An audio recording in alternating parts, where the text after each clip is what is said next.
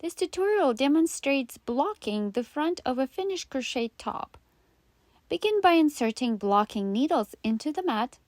A yoga mat can be used alternatively. Next, pin the fabric around the perimeter of the calculated measurements. Ensure the pinned edge is straight, flat, and parallel.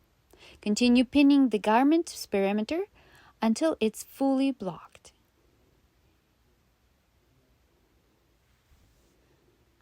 When blocking garments, it is essential they lay flat on their backs.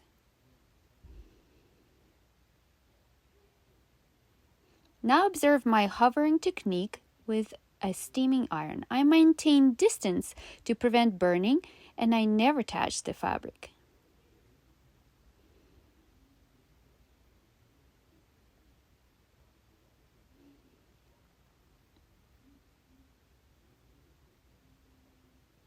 Once both sides are completely steamed and dry, carefully remove the pins. Then conduct final inspection to confirm nothing has shifted.